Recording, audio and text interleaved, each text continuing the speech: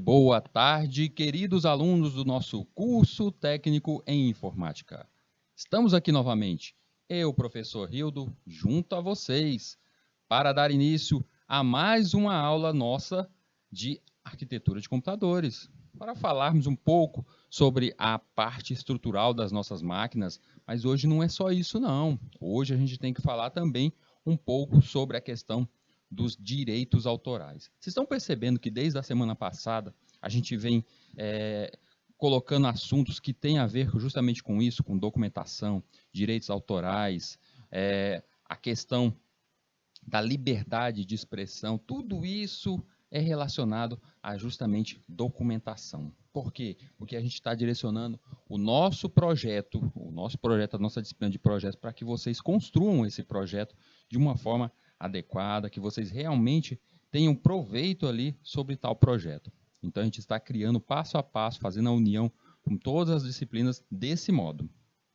Antes de mais nada, gente, antes de dar início à nossa aula, eu vou pedindo para cada um de vocês que estão aí nesse exato momento nos acompanhando na sala de aula, no YouTube, que faça uso dos nossos chats, nossos meios de comunicação.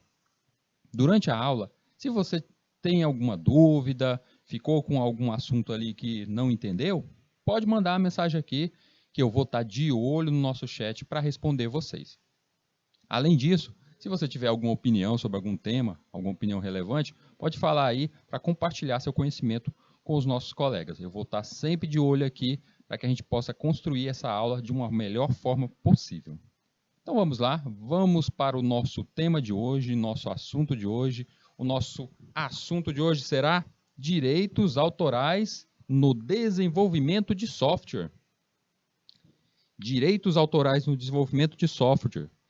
E temos como objetivo principal da nossa aula compreender os conceitos iniciais dos direitos autorais sobre software. A gente já chegou a falar aqui um pouco sobre direitos autorais em outras aulas, falamos um pouco sobre o direito de criação, a gente entendeu até que o direito autoral sobre um produto faz parte justamente da criação daquele artista. E o software, ele é uma criação própria. Ele, por mais que digamos que ele faz parte do mundo das exatas, que ele faz parte justamente da construção de uma forma lógica, utilizando uma linguagem de programação, mas ele tem ali, sim, o conhecimento daquele desenvolvedor, ele tem parte daquele desenvolvedor, é uma obra de arte.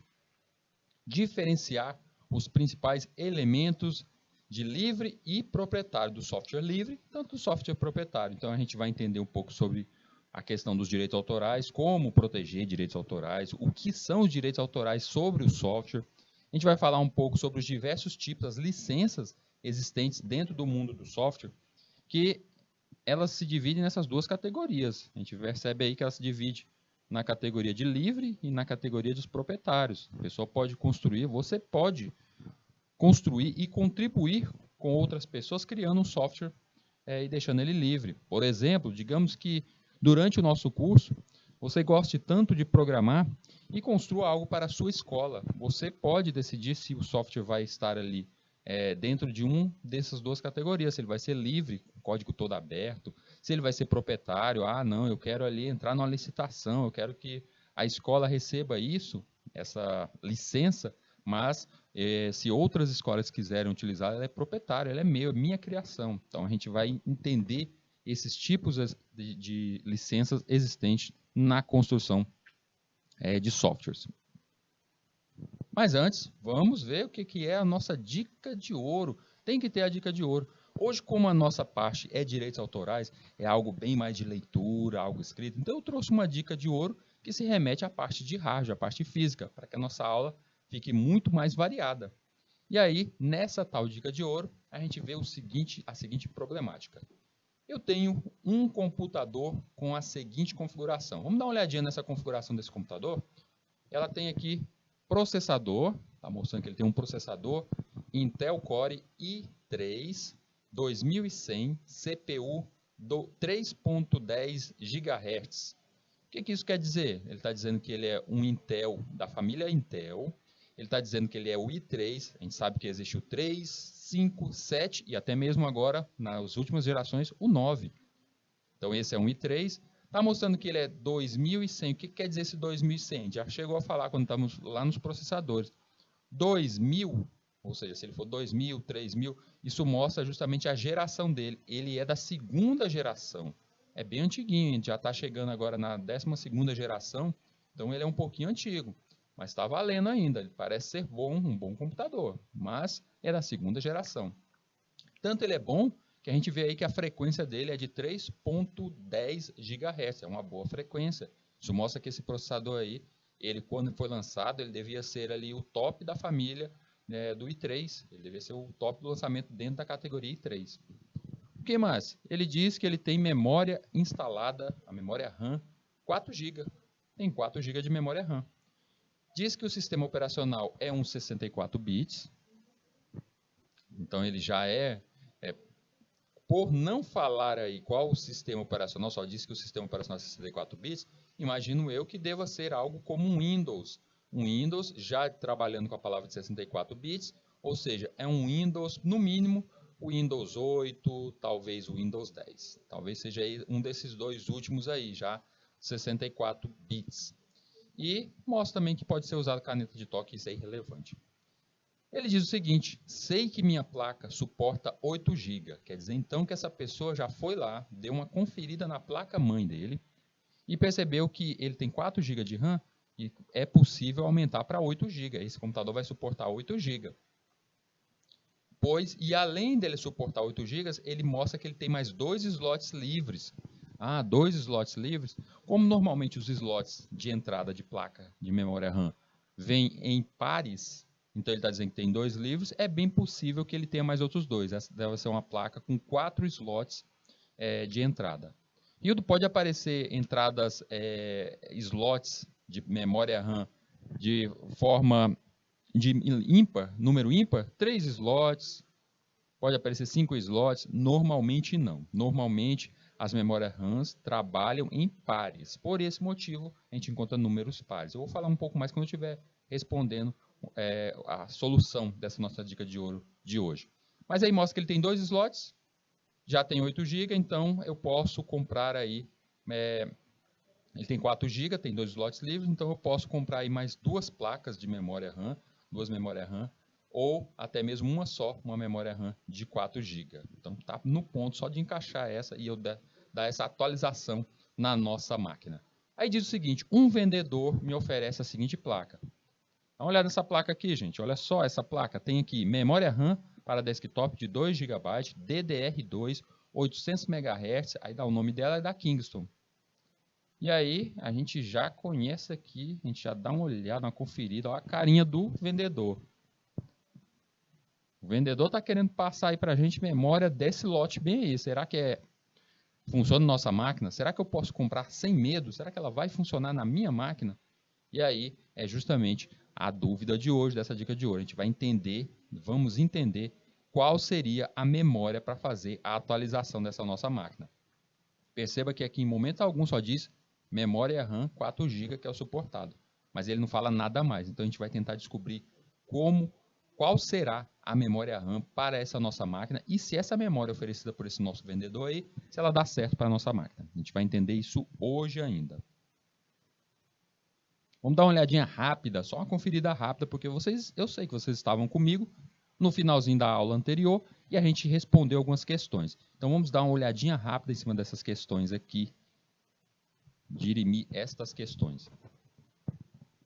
Eu tenho aqui uma questão que diz o seguinte: sobre o conceito de hardware e software, numerar a segunda coluna de acordo com a primeira após assinalar a alternativa que apresenta a sequência correta.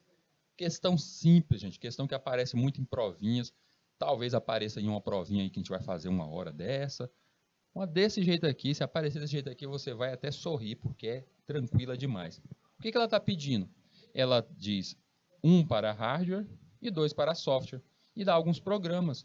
Então ela está somente pedindo para que você numere quem é hardware e quem é software. Você já conhece isso desde a primeira aula. Nossa primeira aula aqui, vocês já entenderam qual a diferença do hardware e software. Entender básico o hardware é tudo aquilo que podemos pegar, tocar, chutar. O software é tudo aquilo que é lógico, ou seja, não podemos pegar. É algo como programas. Então, neste caso, eu tenho aqui o primeiro deles. O primeiro deles eu tenho o Word 2010. O Word ele é um hardware ou um software? Ele é um programa, não é, gente? Se ele é um programa, então, número 2. O antivírus, ele é um hardware ou um software? Ele é um programa, gente? A resposta, de novo, sim, ele é um programa. Número 2. Placa de vídeo, gente. A gente teve uma aula inteira de placa de vídeo aí, perfeita aquela aula ali. Aprendemos bastante, já temos ali uma ideia de como comprar até a nossa placa de vídeo para a nossa máquina. Placa de vídeo, gente, é um software ou um hardware? E aí a gente vê que placa de vídeo pode sim, é um hardware que pode queimar, que a gente pega, que a gente pode trocar. E aí fica o último ali, o firmware. Firmware, para quem não ligou ainda o nome à pessoa ou ao software, o firmware é justamente aquele drive, aquele programinha, aquele algoritmo que faz o seu hardware funcionar. A gente faz a instalação de firmwares. Então, via de base, a gente tem aí letra E. Vamos para mais uma.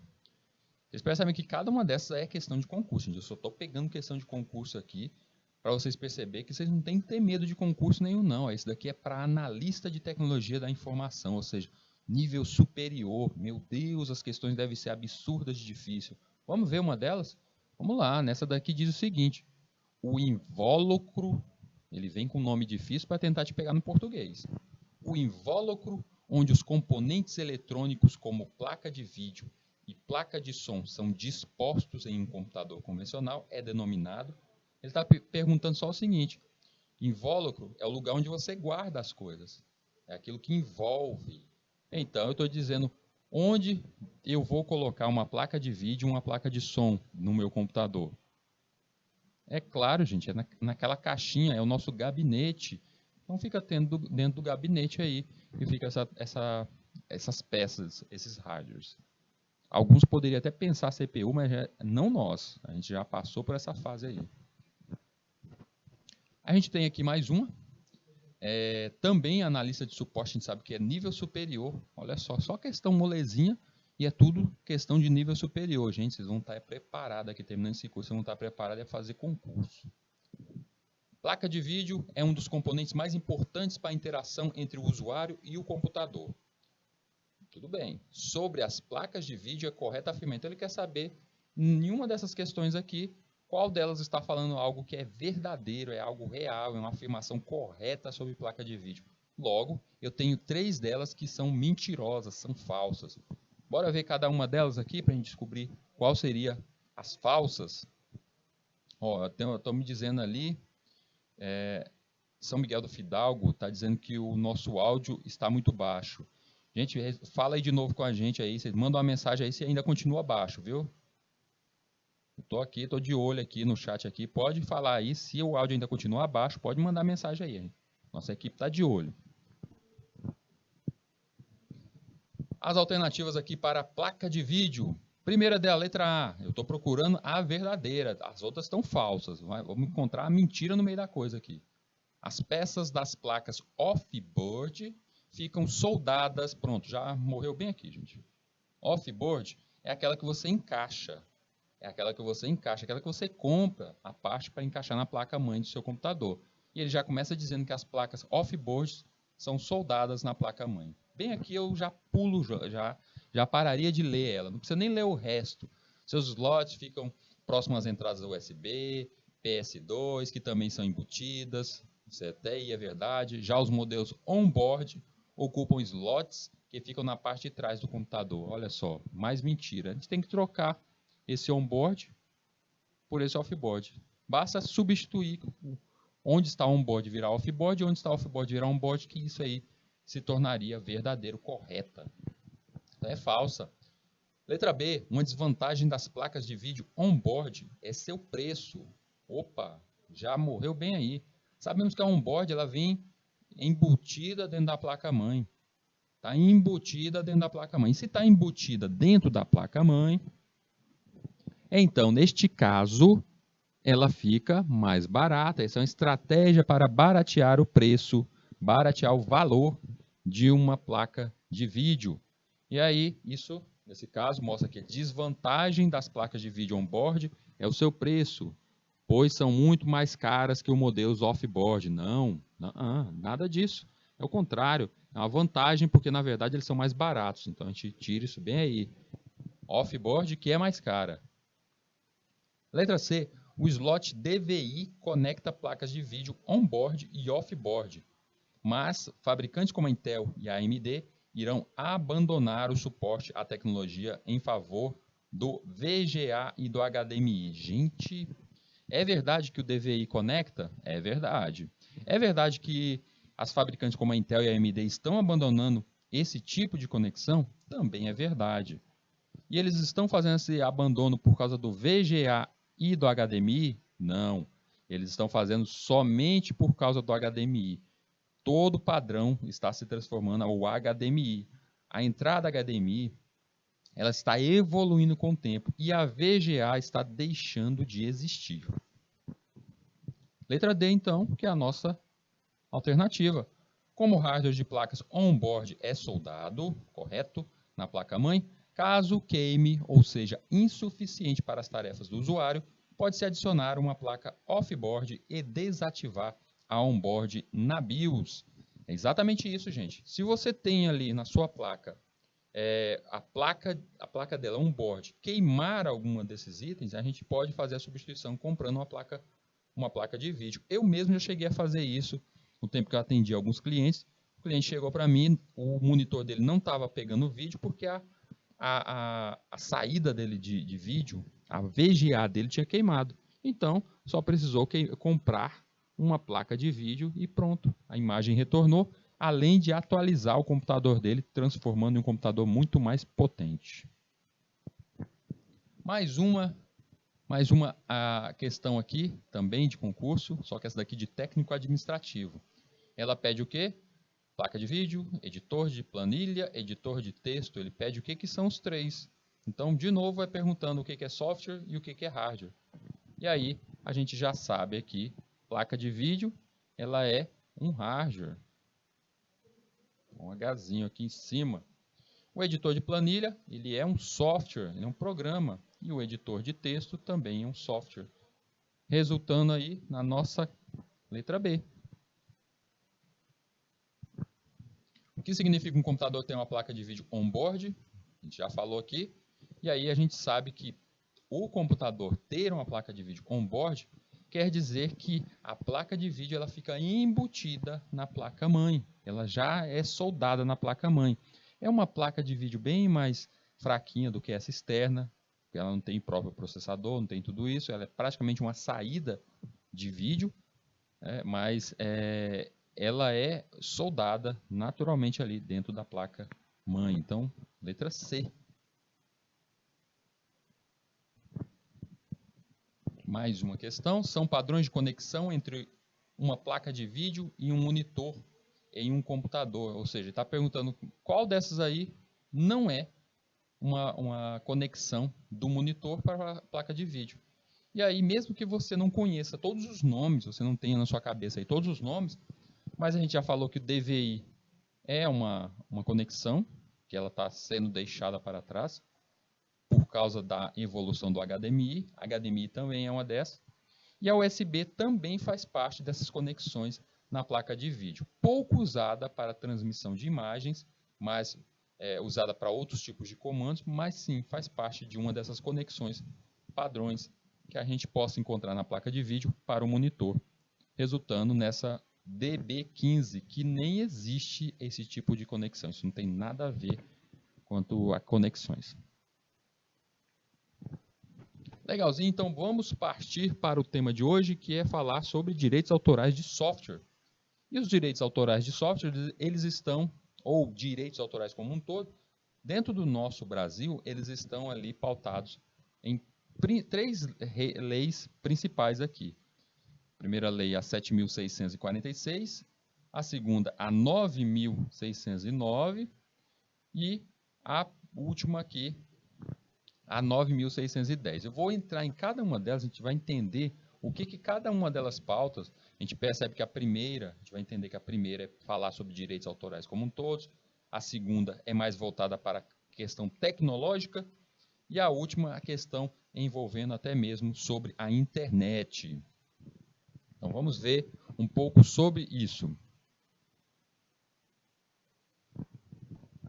Vamos começar com a Lei 7.646. Ela é considerada a antiga lei de software. Ela não foi deixada para trás. Ela foi atualizada. Ela chegou a ser atualizada. Ela é a antiga lei de software. Por que dessa evolução? Porque o software, principalmente depois da chegada da internet, do jeito que conhecemos hoje em dia, evoluiu bastante. O modo como você consegue hoje em dia um software, que você pode baixar através de algum site, você tem esse código inteiro ali na internet, é diferente de antigamente, quando você era obrigado a comprar, digamos, no início da difusão da computação, da informática chegando a todos os nossos lares. Se você quisesse deixar um antivírus na sua máquina, você ia até uma loja e comprava ali um CD que vinha ali com uma caixinha, vinha um CD, vinha tudo isso, para você fazer a instalação do antivírus na sua máquina.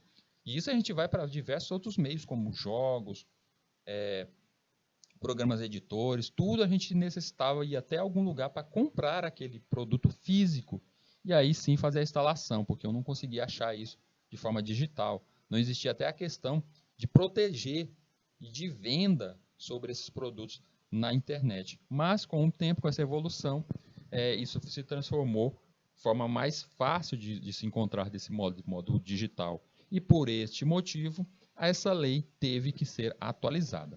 A Lei 7.646 dispõe sobre a proteção da propriedade intelectual de programa de computador, sua comercialização no país e da outras providências. Ela foi revogada e atualizada para a nova lei de software. Nestas novidades, pode cobrir amplamente o direito sobre a imagem, privacidade e internet. A gente encontra o texto completo, deixei até o link, quando você tiver esse arquivo vai ter o link nele, da lei completa ali, para que vocês possam ver a leitura completa. Vocês vão perceber que ela está toda riscadinha, porque é como ela foi revogada e foi atualizada, vocês vão encontrar praticamente o mesmo texto, mas com algumas atualizações na nova lei, que é justamente a Lei 9.609. Essa que é a lei de software. Dispõe sobre a proteção da propriedade intelectual, de programa de computador, sua comercialização no país e dá outras providências. Aí eu deixei também o link para vocês, quando vocês tiverem esse arquivo, se quiserem ter a leitura completa aí dessa lei, em todos os seus artigos. E por último, a Lei 9.610, a LDA, Lei dos Direitos Autorais, que altera, atualiza e consolida a legislação sobre os direitos autorais e dá outras providências. Ou seja, a LDA ela não é simplesmente apontada para software. Ela abrange muito mais. Ela consegue proteger muito mais do que isso. Ela fala sobre o direito autoral muito mais, como de obra de arte, diversos outros níveis do direito autoral. Ela não fica somente no nosso mundo aqui, na nossa tecnologia, na informática. Ela abrange muito maior. O campo dela é muito mais abrangente do que isso. Lei do direito autoral, então vamos lá. 9.610 garante ao autor os direitos morais e patrimoniais sobre sua obra. É o direito do autor, do criador, do tradutor, do pesquisador, do artista, de controlar o uso que ele faz de sua obra. Então perceba que ela protege até mesmo se o trabalho não é necessariamente seu, provindo de você, mas que você é algo como um tradutor. Você faz a tradução, então você tem direito sobre aquilo. Vamos como um exemplo, é lançada uma música de sucesso em inglês lá nos Estados Unidos. Você, cantor aqui do Brasil, traduz essa música, paga os direitos autorais para o cantor, pela utilização dos direitos sobre essa música, e começa a usá-la aqui no Brasil. Por você ter feito essa tradução, a sua tradução é algo próximo a você. Essa tradução dessa música é algo que você tem o direito sobre isso. Então, outras pessoas, para poderem utilizar esta música que foi traduzida, essa música que você traduziu, você deverá receber direitos autorais sobre a sua tradução também, assim como o originário. Eu não sei se vocês lembram de uma música, deixa eu ver, da Zélia Duncan, Catedral. Ela é uma música traduzida. Para que ela pudesse ser utilizada, essa música, a Zélia Duncan a gravadora teve que pagar direitos autorais ao cantor, ao compositor originário. Essa tradução dela depois fez muito sucesso com outros cantores, como o caso do falecido Leonardo. Ele fez também sucesso com essa música, mas os direitos que ele teve que pagar não foi somente ao compositor, ele teve que pagar também à gravadora da Zélia Duncan. Por quê? Porque ela tem o direito sobre tradução. Ela colocou ali parte de si, os riffs utilizados naquela música foram provindos dela, dessa gravação.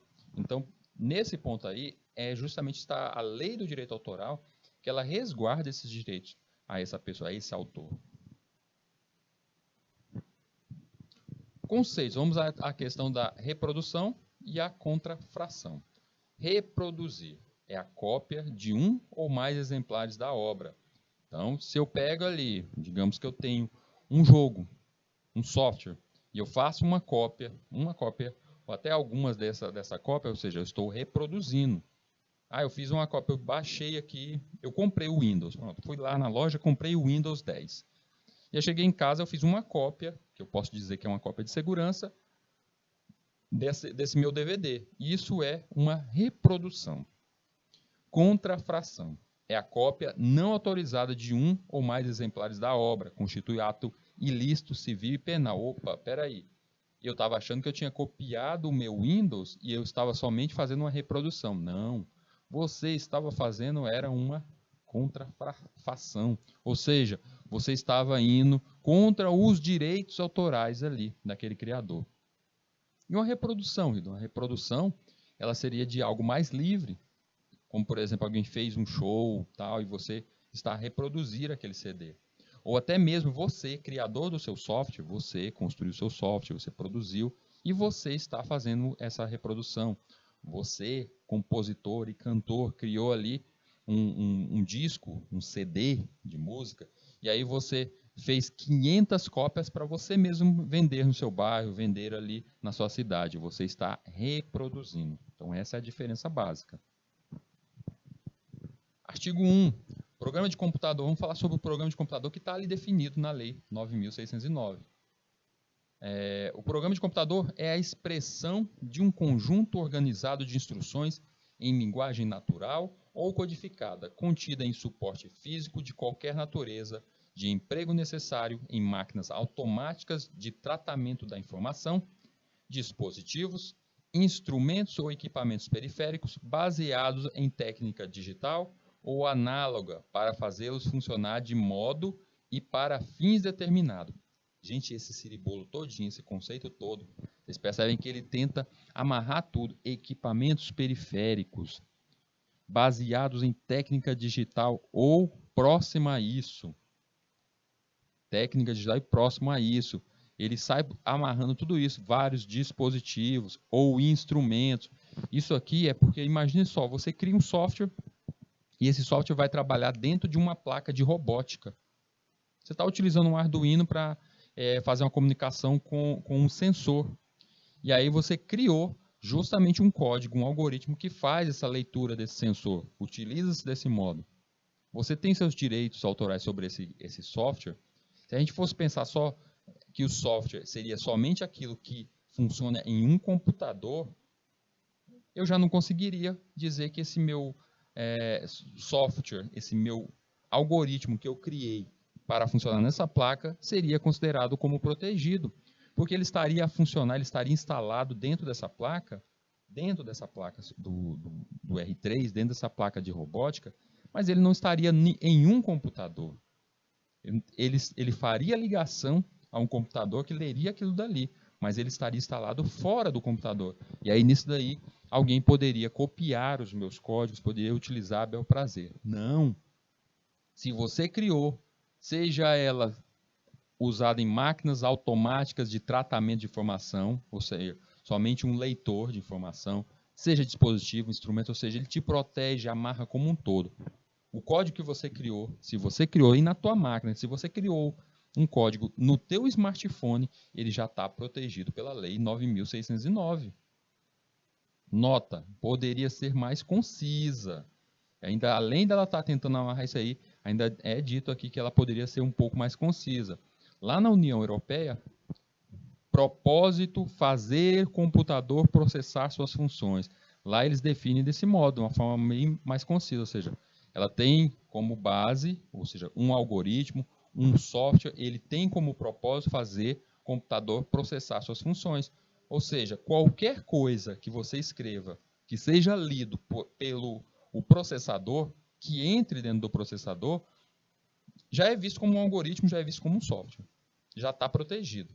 E aí, parem e pensem um pouco com todo o conhecimento que vocês já adquiriram nesse nosso curso aqui, nas aulas de processadores, que a gente falou sobre processadores, na aula de lógica, vocês entenderam como um algoritmo é montado. Tem algum jeito de você escrever algum algoritmo que não vai entrar lá no processador, que não vai ficar no processador, que não vai passar por ali, para que ele seja executado, ele não passe pelo processador? Não tem jeito. É obrigatório. Então a gente vê aí que pela leitura feita pela União Europeia, o processador, ou seja, o algoritmo é tudo aquilo que passa pelo processador. Então é bem mais conciso. Consegue abranger tudo que é dito na nossa lei, mas de uma forma bem mais simplificada, bem mais concisa. Então, tanto a criação de um software quanto a criação de uma obra intelectual são obras de criação do espírito, o chamado corpus mysticum. Ou seja, faz parte de você, é uma criação tua, é algo como uma obra de arte. Então, quando a gente olha para um quadro, quando a gente vê uma escultura, a gente diz que aquilo dali é uma obra de arte, algumas pessoas podem copiar, mas ao tentar copiar isso, só será uma cópia, pois o original está ali. Ele tem a alma do artista. E é dessa forma que essa lei, ela vê nossa criação de algoritmos. Então, quando você cria um algoritmo e você coloca ali muito mais do que só a linguagem, nós estamos aprendendo a linguagem C, muito mais do que a linguagem C, mas você coloca ali as suas estratégias ali para resolver aquele problema, ali tem parte de você. É o seu trabalho suado que está ali. Então, por esse motivo, você tem os direitos autorais. Olha esse exemplo aqui na tela. A gente vê algo como esse simples molde aqui criado. Isso aqui foi criado, deve ter sido criado pelo Blender, programa Blender para a criação de personagens de jogos. E a finalização após a textura, ele ficará algo próximo a isso. A gente percebe que vai me dizer que fazer todo esse trabalho, montar esse personagem, montar essa estética e essa imagem desse modo aí, não é algo que a gente pode dizer que é uma obra, que é um artista que criou. Então é por esse motivo que a lei dos direitos autorais, ela vê o software sim como uma obra de arte. Tanto o desenvolvedor do software quanto o criador de uma música, por exemplo, são verdadeiros artistas, que usam seu conhecimento, sua imaginação e seu espírito para cumprirem a missão. No caso específico, desenvolver um programa de computador. O artigo 2 dessa lei, a Lei 9.609, a Lei do Software, o regime de proteção à propriedade intelectual de programa de computador é o conferido às obras literárias pela legislação de direitos autorais e conexos vigentes no país, observado o disposto nessa lei. A gente já falou um pouco de direitos autorais aqui em outras aulas, e a gente sabe que obras literárias, obras de arte, têm ali seus direitos. Então, ele acaba se incluindo nesse mesmo disposto, já que ele é visto como a nível de obra de arte. Não se aplicam ao programa de computador as disposições relativas aos direitos morais, ressalvado a qualquer tempo o direito do autor de reivindicar a paternidade do programa de computador e o direito do autor de opor-se a alterações não autorizadas, quando estas impliquem deformação, mutilação ou outra modificação do programa de computador que prejudiquem a sua honra ou a sua reputação. Esse artigo aí, esse item do artigo 2, ele diz o seguinte, olha só, ele não se aplica à questão dos direitos morais. Por quê? Porque é aquela questão que é uma obra de arte, mas é uma obra de arte diferente a outro nível. E quando a gente fala de ter a paternidade, o dono, o desenvolvedor, o que ele tem de direito ali, é justamente de se opor a qualquer deformação, mutilação ou qualquer outra modificação. Ou seja, você tem ali, eu crio um código, eu crio algum software para a minha escola, e aí, sem a minha permissão, chega um outro desenvolvedor, alguém, e pega e transforma aquele meu código em outra coisa. Ele faz uma modificação, utiliza aquele meu código até para gerar um programa dizendo que é dele e ganhar dinheiro em cima disso. Então eu posso ali ir contra essa pessoa e aplicar essa lei, a Lei 9.609, em busca dos meus direitos. Existe uma grande dificuldade para nós, no nosso caso desenvolvedores, porque para um artista comprovar que uma obra, uma música, um quadro, uma pintura é autoria dele, é muito mais fácil do que nós comprovarmos que um software foi criação nossa. Comprovar que aquela junção de vários itens de uma linguagem de programação deve ser vista como uma obra de arte e de minha autoria. Então é muito mais difícil. E a gente já chegou a ver até em aulas anteriores que para que você tenha ali, você vai criar um código, você vai desenvolver um programa, é sempre bom que você fale até sobre isso, que você tenha outras pessoas, que você gere a documentação. É um item que a gente está aprendendo. Lá na disciplina de projetos, a gente vai começar a criar justamente os primeiros passos dessa documentação. Como você se salvaguardar desses itens, de como você está criando algo e esse algo se torne seu, ele é um direito seu. Imagine só se algum de vocês tiver a grande ideia, tiver um grande boom aí de fazer um software diferente de tudo que a gente vê por aí. Você tem a solução para um problema que outros não viram. E aí, como você comprova que isso é teu? É através de documentação, é através justamente de outras pessoas que participam desse desenvolvimento, é através de vários itens que a gente vai falar um pouco mais até nessa aula de hoje. Fica assegurado a tutela dos direitos relativos a programa de computador pelo prazo de 50 anos. Nós temos aqui a questão sobre 50 anos, contados a partir de 1º de janeiro do ano subsequente ao da publicação ou, na ausência dessa, da sua criação. A proteção aos direitos de que se trata essa lei independe de registro. Que ótimo! Então quer dizer que você criou o teu software, você criou o teu programa, site, sistema, inteligência artificial, o que você criou, você não é obrigado a ir lá no INPE. Você lembra que eu já falei em outras aulas sobre o INPE, esse instituto que você pode criar ali a patente, patentear o teu projeto. É uma boa você patentear um projeto, sim. A gente paga taxas e tudo isso, mas é uma segurança a mais. Mas isso não é obrigado. Esse registro não é obrigado. Quando você cria isso, você já tem os direitos sobre aquele produto e esse produto, desde sua publicação, ele só poderá ser utilizado por outras pessoas após passados 50 anos.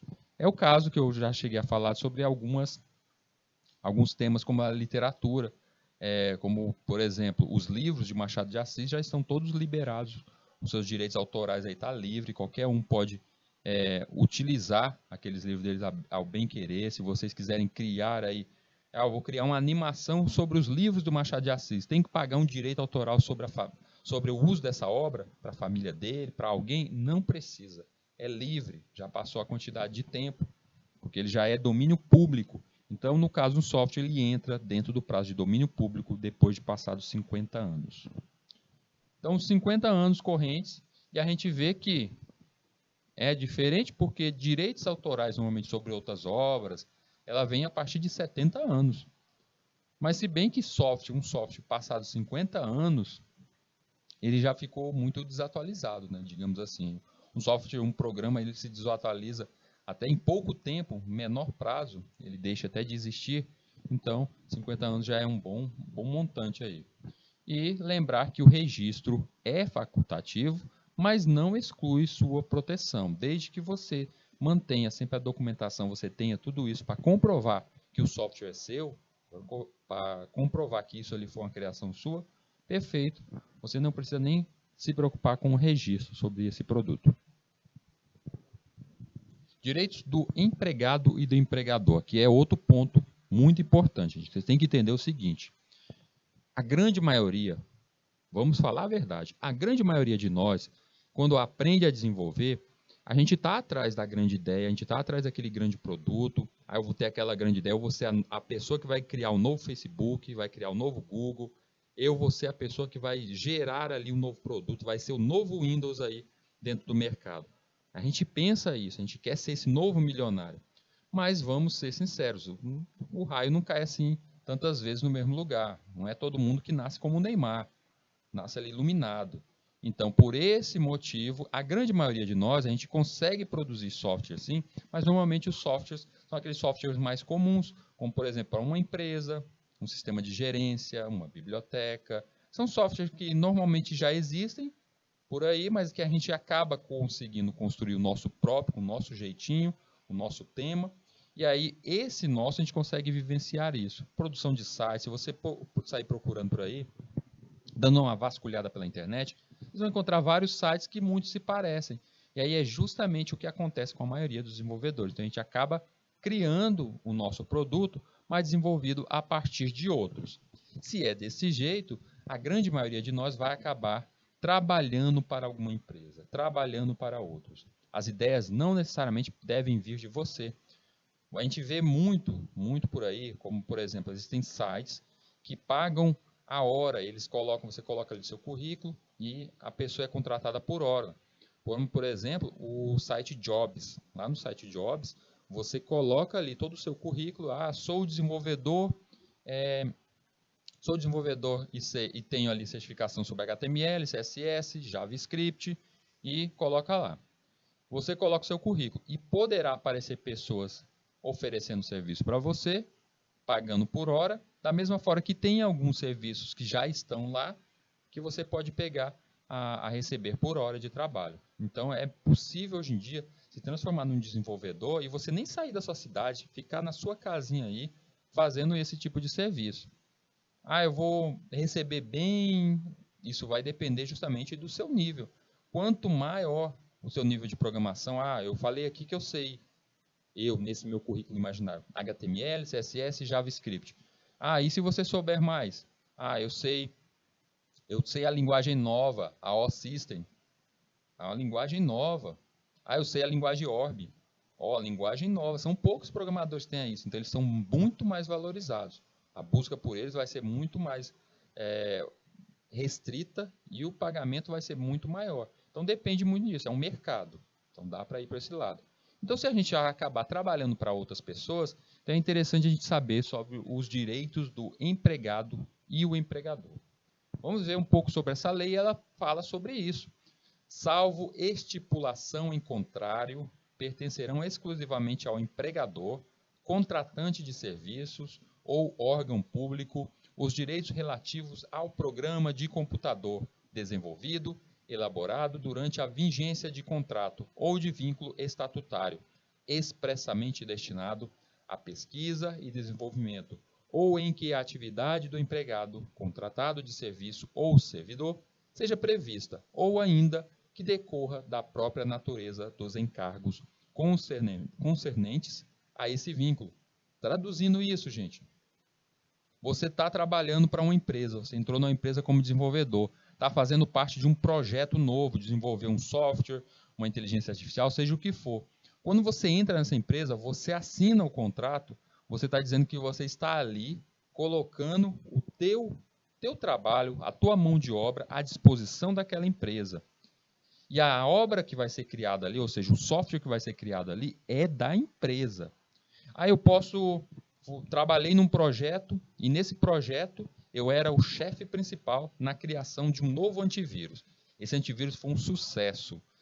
Todo mundo queria porque ele era o melhor de todos aí. Ele tomou o mercado. Esse antivírus é meu? Não, esse antivírus é da empresa. Mas foi uma criação minha? Não, foi uma criação sua enquanto estava no projeto. Então ela pertence à empresa.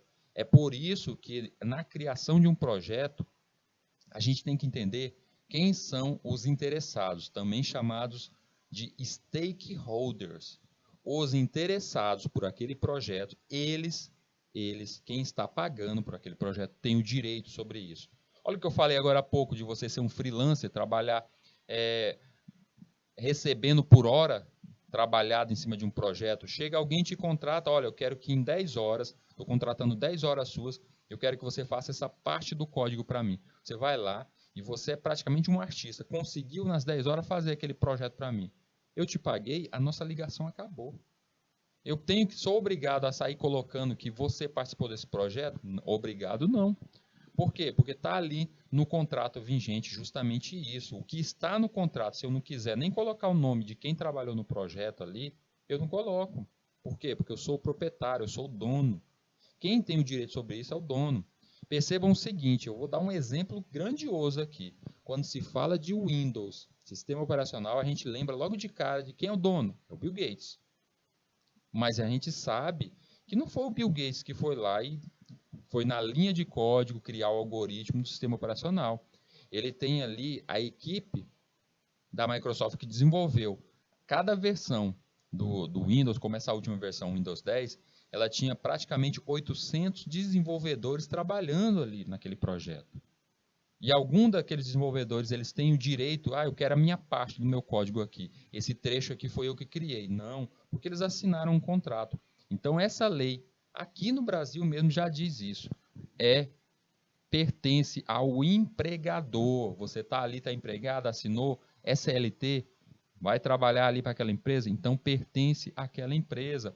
Como, por exemplo, eu posso aumentar até o nível dessa questão dos direitos autorais.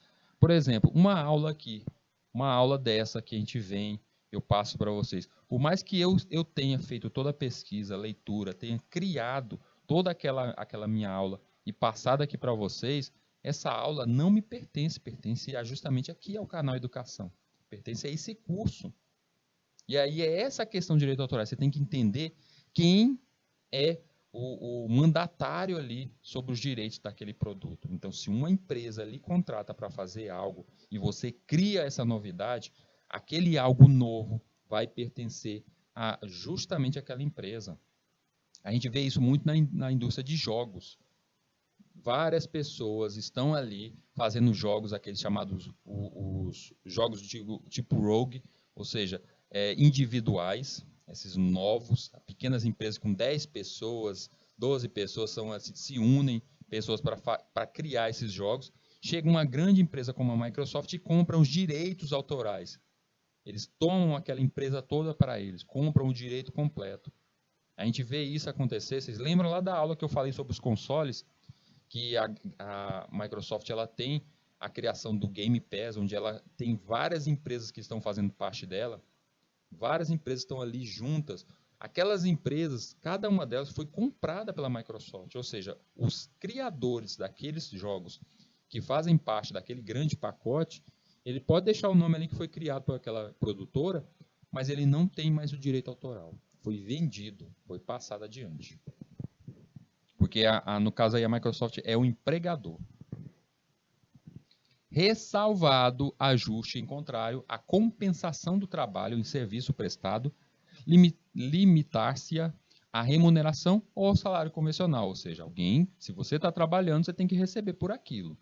Pertencerão com exclusividade ao empregado contratado de serviço ou servidor ou direitos concernentes a programa de computador gerado sem relação com o contrato de trabalho, prestação de serviço ou vínculo estatutário, e sem a utilização de recursos, informações tecnológicas, segredos industriais e negócios, materiais, instalações ou equipamentos do empregador, da empresa ou entidade com o qual o empregador mantém o contrato de prestação de serviços ou assemelhados do contratante de serviços ou órgãos públicos.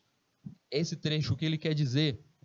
Qual é o direito do empregado? Você foi empregado na minha empresa, vamos lá que você aceitou trabalhar na empresa do Rildo, você está ali, é um desenvolvedor e está trabalhando em um projeto junto ao Rildo. Só que em meio a isso, você tem seus próprios projetos. Lá na sua casa, quando você chega na sua casa, não foi feito na empresa, lembre-se disso. Aqui diz o uso das instalações da empresa. Você não está produzindo esse software dentro da empresa. Lá na tua casa, você está construindo um site, construindo um sistema, seja o que for. Ele é seu. Não quer dizer que porque você é meu empregado, eu sou o seu empregador, tudo que você criar será meu. Não. O projeto que você vai estar fazendo dentro da empresa, esse sim pertence à empresa. E esse você não tem direito. Mas aquilo que você fizer fora a parte disso, você tem tranquilidade para fazer isso. Não é à toa que se você está em uma empresa, você pode, ao mesmo tempo, estar ali empregado, com carteira assinada, CLT, tudo bonitinho, e estar desenvolvendo por fora. Você pode estar criando ali um projeto por fora. Salvo se por acaso a empresa não colocar um contrato de exclusividade. Existem isso, são contratos maiores, mais bem pagos, né? Que eles querem você exclusivamente, somente com eles.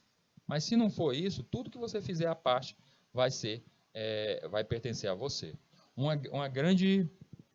grande exemplo com isso, vocês devem ter assistido aquele filme que eu já indiquei aqui para vocês, Piratas do Vale do Silício, que conta um pouco sobre a história da Apple, da Microsoft, o início dessas duas empresas.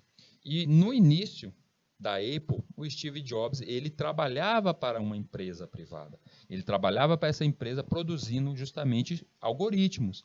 Só que ele produziu o algoritmo que seria o início do sistema operacional que ele utilizaria no seu próprio computador. E aí ele estava preso no contrato. O que ele fez? Ele fez de tudo para ser mandado embora. E aí depois que a empresa mandou ele embora com as suas ideias, ele pôde utilizar aquele projeto dele nos próprios computadores. Mas enquanto tivesse um contrato fechando ali, aquele sistema operacional que ele estava criando, aquele sistema inicial dele, pertencia àquela empresa que ele estava trabalhando. Ele estava preso num contrato. Então a gente tem que tomar cuidado, a gente tem que entender isso. Tudo que você cria dentro da empresa pertence à empresa. Mas se você criar fora, aí já é seu. Resguardado, é claro, de você não utilizar a mesma codificação. Tá? Aquela codificação, código, pertence à empresa. Derivações e upgrade. Artigo 5. Os direitos sobre as derivações autorizadas pelo titular dos direitos de programa de computador, inclusive sua exploração econômica, pertencerão à pessoa autorizada que as fizer, salvo estipulação contratual em contrário. O que isso quer dizer? Quer dizer que vamos pensar que o Rildo está trabalhando numa empresa na produção de um sistema tal, num projeto. Eu estou nesse sistema, eu fui o desenvolvedor principal, o criador.